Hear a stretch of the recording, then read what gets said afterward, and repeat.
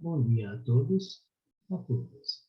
Eu sou João Batista e hoje eu vou dar continuidade à sequência de palestras a respeito do projeto Filadélfia. Na primeira parte, eu dei uma visão geral, bem resumida. E agora eu vou começar a detalhar os fatos, né? Esses detalhamentos que eu vou fazer agora, primeiro eu vou fazer um panorama de como tudo isso aconteceu, para chegar então ao momento dos fatos do projeto Filadélfia. Bom, eu vou me basear numa tradução efetuada de uma reunião da MUFON, onde o senhor Alfred Bielek foi um dos palestrantes e o mais bem aclamado. Bom,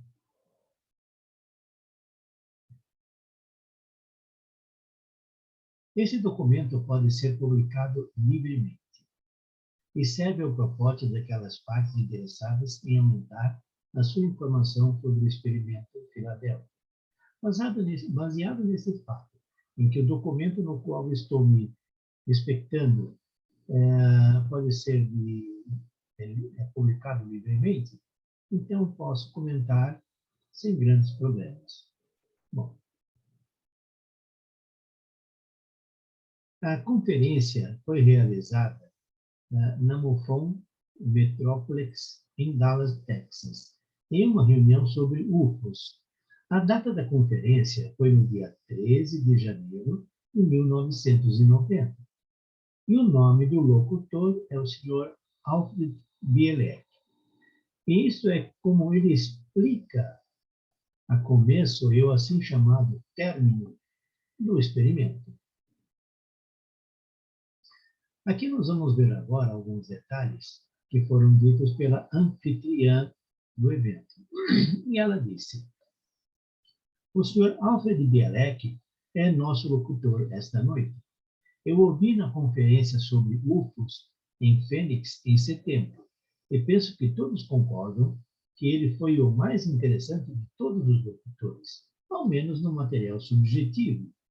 Então, que eu saiba, não há muitos por aí que tenham estado envolvidos no experimento Filadélfia e que ainda possam contar sobre esta experiência. Ele está. Então, eu acho que este é realmente um excitante programa. Agora, há muitas conexões sobre UFOs, em um sentido que, bem, vou deixá-lo contar-lhes um pouco sobre isso, mas um dos projetos no qual ele estava trabalhando ainda é altamente classificado, envolvendo UFOs. E ele realmente não pode falar muito sobre isso esta noite. Ele poderá somente tocar brevemente no assunto, mas eu penso que é realmente interessante que há tantos segredos governamentais sobre isto, quanto há sobre UFOs, e o governo sempre nega que isso tenha acontecido. Agora, um comentário meu. Ainda nos dias de hoje, o governo nega a existência de UFOs e nega o projeto Filadélfia. Ambos, no meu entendimento, ocorreram e são reais. Bom, então, quanto a essa relação, eu penso que isso é realmente interessante. E isso certamente tem uma conexão com as coisas que discutimos aqui em nosso grupo. O grupo deles era um grupo ufológico. Então, com tudo isso, apresentamos o senhor Alfred Bielek. Bom, agora eu vou passar a ler o relato do senhor Bielek e faz, então, um panorama de como tudo começou. E ele diz o seguinte: como foi anunciado, meu nome é Alfred Bielek e eu sou um sobrevivente do experimento Filadélfia.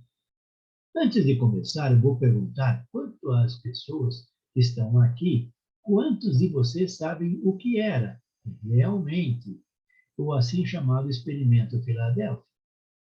Bom, eu não vejo muitas mãos se levantando. Então, provavelmente, a segunda pergunta é um pouco supérflua. Quantos de vocês têm qualquer ideia sobre este experimento, que começou nos anos da guerra?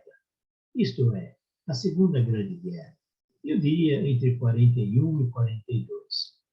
Quantos de vocês pensam que isto começou aí, neste período? Muitos poucos se informaram sobre isto.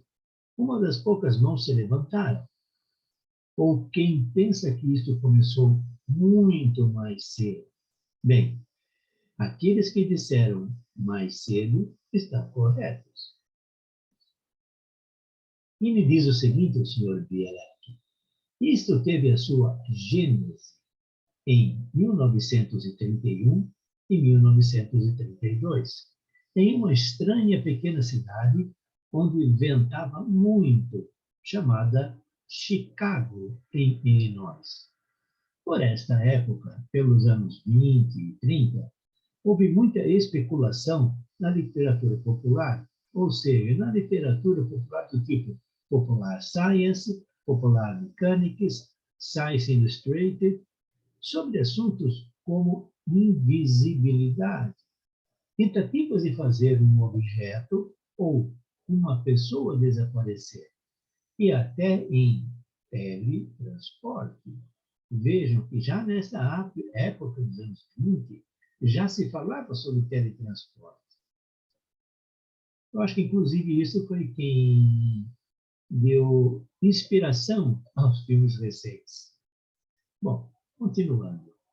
Eu penso nas pessoas daquela época escrevendo e achando que talvez estivessem perto disso, em termos de realização científica, mas havia muita especulação e muito pouco se havia sendo feita nesse sentido.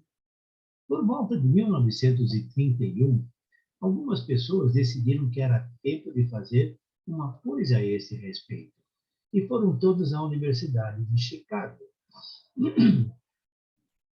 Os três principais envolvidos eram o Dr. Nikola Tesla, o Dr. John Hutchinson,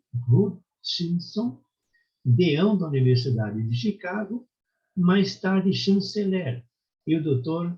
Kirtenauer, que era um físico austríaco que havia vindo da Áustria e estava no corpo docente da Universidade de Chicago.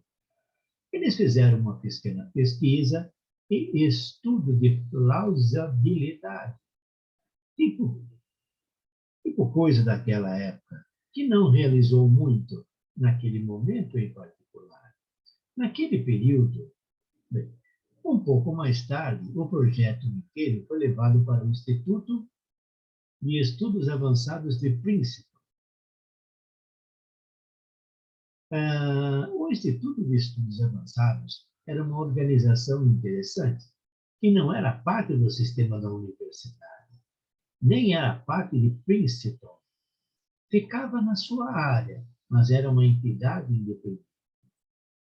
Foi fundado em 1933, sob os auspícios de quem, ou para qual propósito, não poderia realmente dizer. Então, nesse ponto, o Sr. Bielek diz o seguinte: o Instituto de Estudos Avançados foi fundado em 1933, sobre os auspícios de quem ou para qual propósito, ele não poderia realmente dizer. Era um segredo, era classificado. Bom, vamos então dar continuidade à palestra do Sr. Bielek, dizendo: outro do que alguém poderia desejar, um instituto para estudos muito adiantados, pesquisa pós-doutoral e esse tipo de coisas. Entre as primeiras pessoas que se vieram juntar, estava uma pessoa bastante interessante e bem conhecida. Era o senhor Albert Einstein. Não entrarei em detalhes sobre ele, porque a sua história é bem conhecida, mas ele uniu-se à equipe em 1933, no mesmo ano da fundação do Instituto de Estudos Avançados. Bom, ele era, claro, e bom na Alemanha. E depois de deixar esse país em 1930, alguns biógrafos dizem que ele saiu em 1933, mas foi em 1930. Ele veio para os Estados Unidos e foi para Pasadena, na Califórnia. Ele estava ensinando em Caltech. Ele esteve lá por cerca de 3 anos e foi então convidado a unir-se ao Instituto, o que ele fez em 1933. Ele permaneceu lá até a sua morte. Sua função principal era como físico teórico, um pensador, estritamente matemático na área de física. Tornou-se bem conhecido pela sua teoria especial da relatividade, a sua teoria geral da relatividade e a sua especulativa teoria do campo unificado. Então, foi por esses 3 itens que o senhor Albert Einstein ficou mais conhecido. Bom, dando continuidade, outras pessoas vieram se unir na mesma época. Um dos mais importantes foi o senhor, ou o doutor John von Neumann. Marquem bem este nome. Isso é quem está dizendo sou eu, e não o relato do senhor Vieira. Marquem bem este nome, doutor John von Neumann. Ele é muito importante para o projeto Filadélfia. Mas dando continuidade. Ele nasceu em Budapeste, na Hungria, e tinha vindo da Europa. Ele graduou-se em matemática e teve o seu PhD em matemática em 1925 em Budapeste. Ele ensinou o sistema universitário alemão por aproximadamente 4 anos, em 2 diferentes cargos. Agora, vai aqui uma pequena observação minha. Eu estou contando tudo isto porque eu quero formar um mapa do projeto Filadélfia. Como nasceu, quem participou dele. Bom, dando continuidade aos relatos do Sr. Perec, ele disse: durante este período, ele encontrou o Dr. Robert Oppenheimer, que estava na Europa na mesma época e veio a tornar-se importante após este projeto, e inúmeras outras pessoas. Agora, o Sr. von Neumann, ou Dr. von Neumann, era bastante interessante. Ele era um teórico, um matemático teórico, mas ele era também um crânio, o que significa que ele sabia como aplicar a teoria pura. Einstein não sabia. Isso é muito importante. Então, uma das pessoas dirigiu-se para aquela universidade, uma onde alguém estava ensinando à época, era um homem muito importante, se puder ler nas minhas notas aqui, era um homem chamado David Hilbert. Provavelmente nenhum de vocês jamais ouviu falar sobre ele. Era um doutor em matemática. Ele era considerado na Europa como um matemático de maior projeção.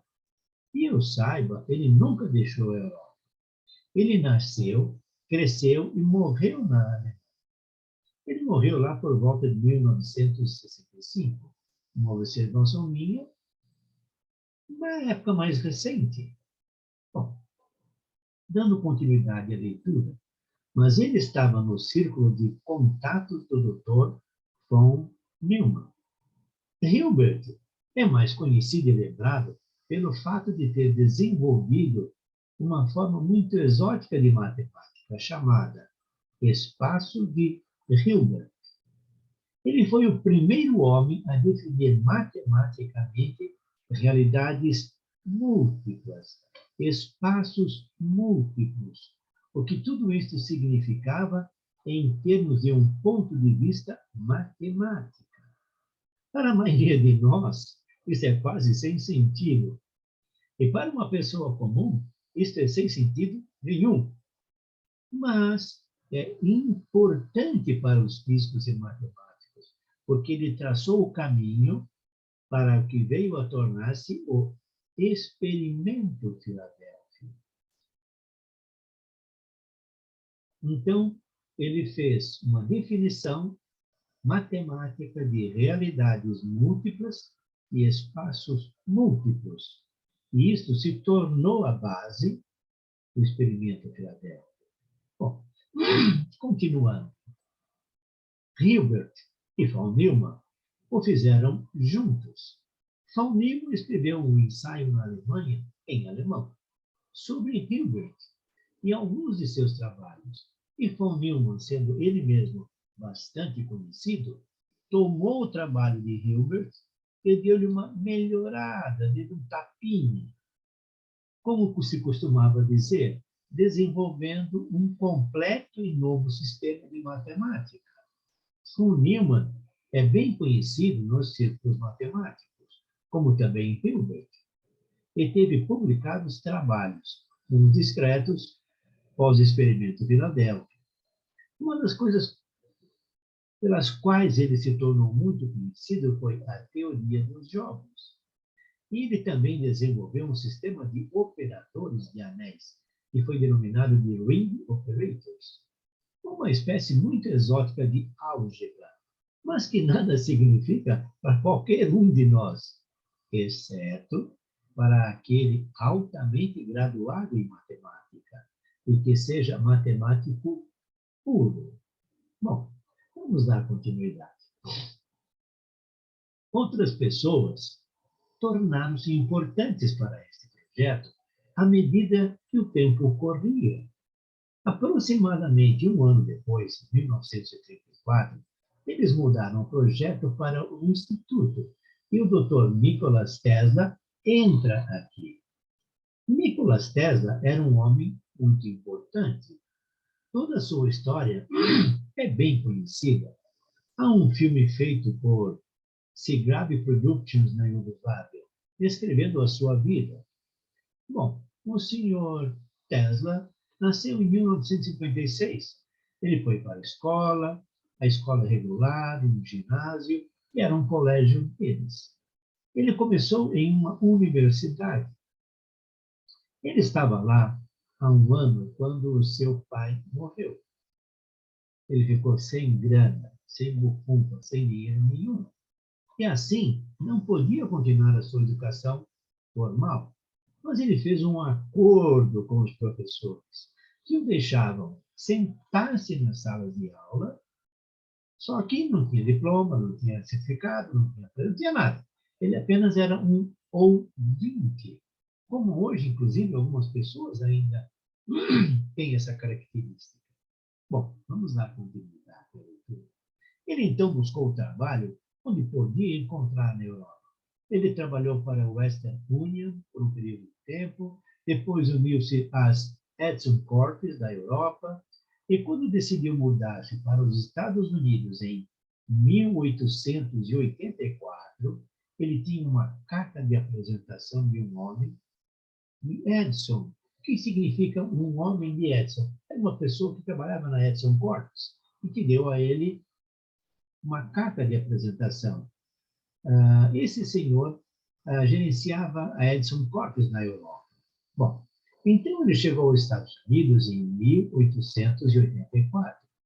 E, como se diz, um homem bom conhecimento em 11 línguas. Ele era bem poliglota, eram 11 línguas. 4 centavos no bolso, um livro de poesia e uma carta de apresentação para o senhor Thomas Edison. Isto era o mais importante que ele tinha. A carta de apresentação, porque ela tornou-se, por um período de tempo, seu sustento. Bom, vamos continuar a leitura dos textos do senhor Dirac.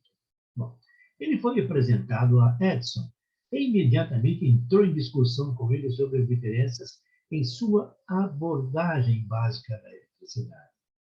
Edison era partidário da corrente contínua, DC, e o senhor Nikola Tesla, como é bem sabido, era partidário da AC, corrente alternada. Edison não podia ver nada na corrente alternada, nem queria ter nada com ela. Ele tinha interesse em investir, se o quiserem, no maquinário de corrente contínua, o qual o senhor Edison tinha projetado e construído nos sistemas de energia que ele tinha montado. Bem, ele trabalhou, quer dizer, Nikola Tesla trabalhou para o Sr. Edison por cerca de 6 meses. Eles entraram numa violenta discussão sobre dinheiro, isto é, sobre uma promessa que o senhor Edison tinha feito ao senhor Nikola Tesla, de que, se ele resolvesse um determinado problema dentro de um certo limite de tempo, ele, o senhor Edison, lhe daria 50 mil dólares como bônus. E olhem bem, 50 mil dólares naquele tempo era muita grana. E inflacionado os dias hoje daria uma volumosa quantia. Bom, o senhor Nicolas Tesla fez o trabalho no prazo e foi ao senhor Edison perguntar-lhe pelo bônus, pela grana. Edison riu. Isso era uma grande piada. Era o senso de humor americano e tudo isso. Porém, o senhor Nicolas Tesla não pensava assim, que aquilo era uma grande piada, que ele não ia ganhar os 50 mil dólares. O senhor Nicolas Tesla pegou as suas malas, deixou imediatamente e foi cavar fossas. Ele saiu dos trabalhos muito importantes, brigou com o senhor Edison e foi cavar fossas. Bom, depois disto, ele encontrou várias pessoas, fez várias coisas, uma delas sendo para o presidente da Western Union, tendo trabalhado para ele por um período de tempo. Esse cavalheiro o ajudou a instalar o seu primeiro laboratório.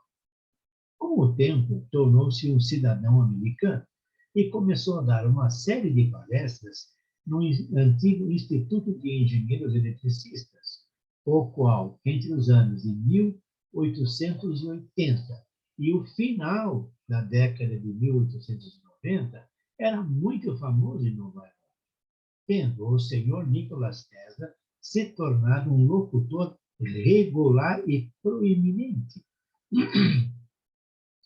sobre vários assuntos e cursos envolvendo a teoria sobre a corrente alternada, energia elétrica e tudo aquilo que ele pensava que era importante. Com o apoio de todos lá, tudo o que ele apresentava era importante. Todos o consideravam e tudo o que ele dizia era muito importante lá. Bom, certa vez, o senhor Nikola Tesla deu uma demonstração sobre a teoria elétrica da energia alternada. Um dos seus frequentadores foi o senhor George Westinghouse.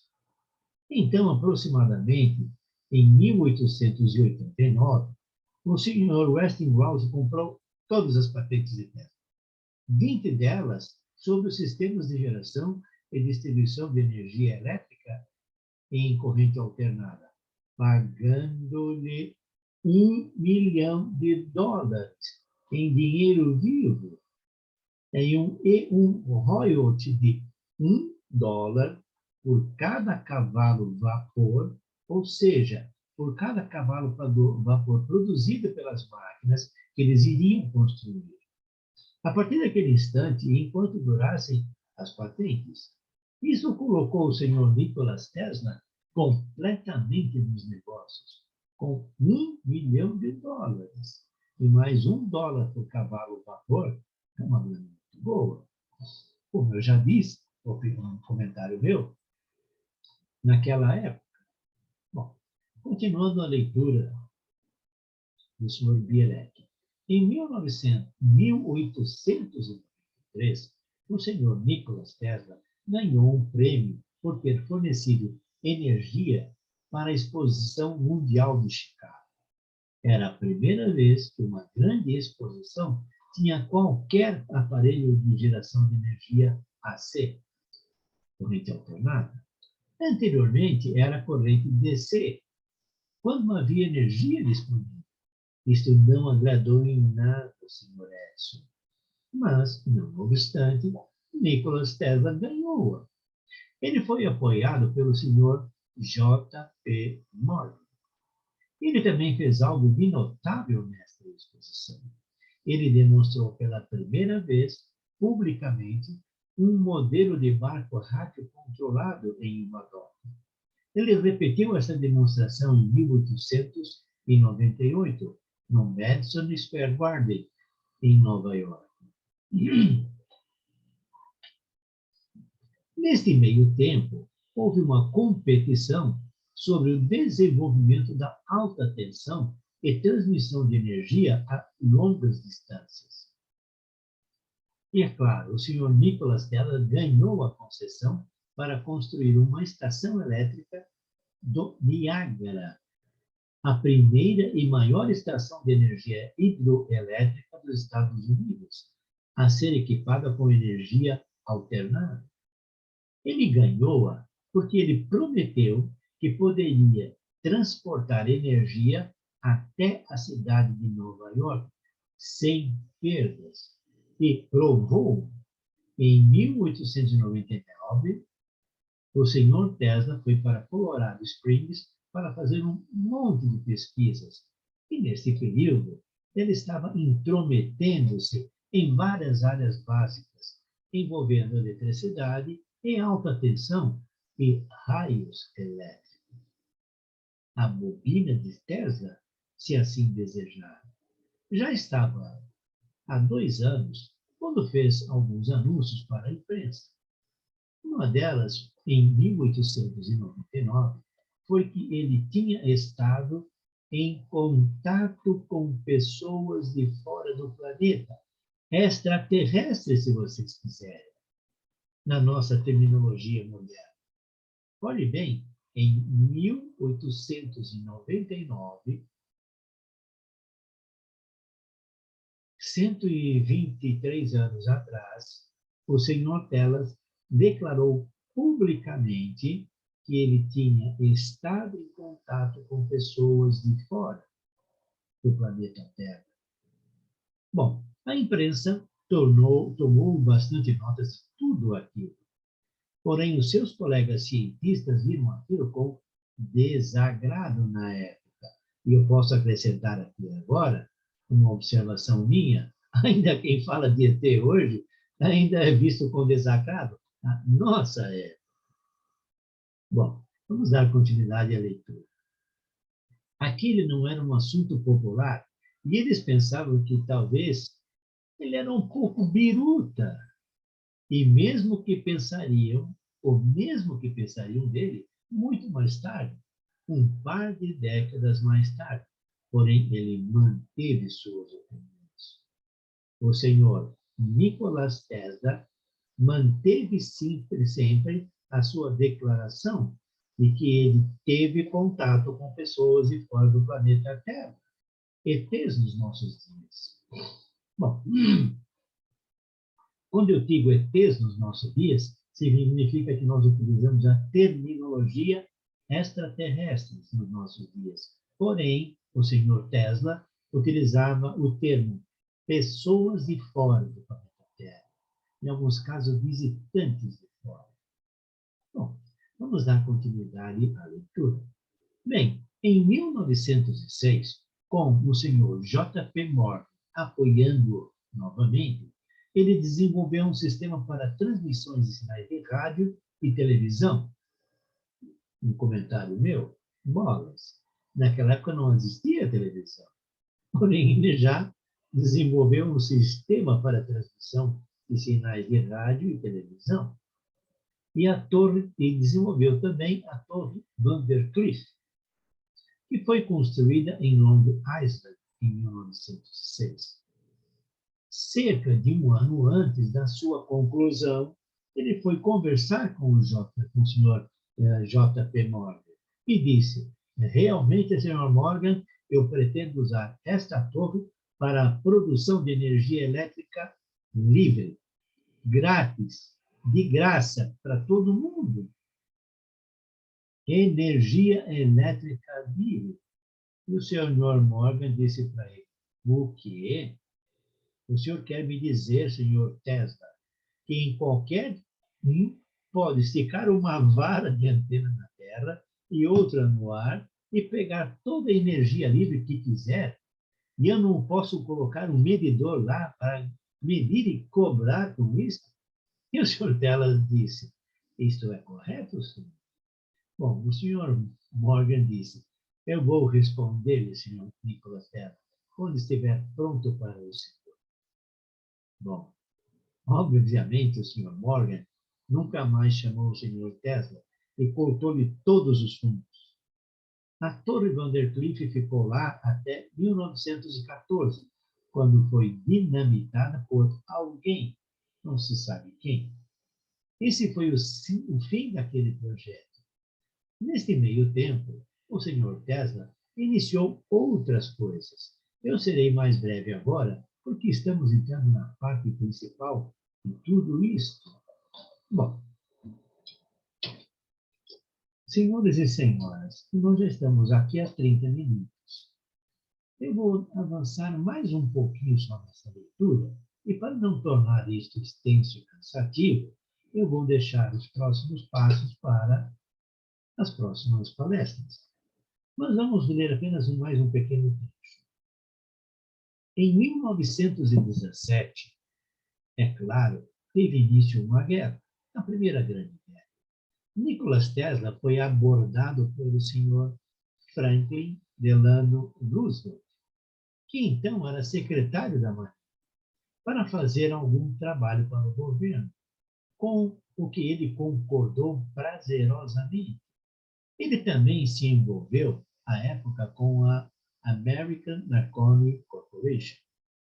E essa companhia foi confiscada durante a Primeira Grande Guerra, porque poderia ser um possível rincão de atividades estrangeiras. E vocês conhecem a paranoia usual que existe em tempos de guerra. E a companhia inteira foi absorvida pelo governo. E o senhor Nikola Tesla com ela. Nikola Tesla desenvolveu um número de coisas interessantes nessa época, uma das quais foi o sistema de antenas Rogers, Rogers Antenna System. O sistema Rogers para transmissão sem fio tornou isto possível para os militares daquela época. A patente esteve classificada, ou seja, secreta, por muitos anos. Aqui vou fazer uma observação, porque no texto original do senhor Bielek, tem aqui um sinal 3/4, 3/4. Eu não sei o significado disso, mas isso aparece em outros lugares, então eu resolvi transparecer também isso. Então vamos ler novamente. A patente esteve classificada por muitos anos, 3/4, transmitir comunicações por voz para a Europa, a partir dos Estados Unidos, sem nenhuma estática, sem ruído. Um feito inédito para a época. O sistema ainda é usado hoje pelos militares. Olhem bem, quando eu digo hoje, é lá atrás, no ano que foi feita a Conferência de Montreux, em 1990. Bom, vamos...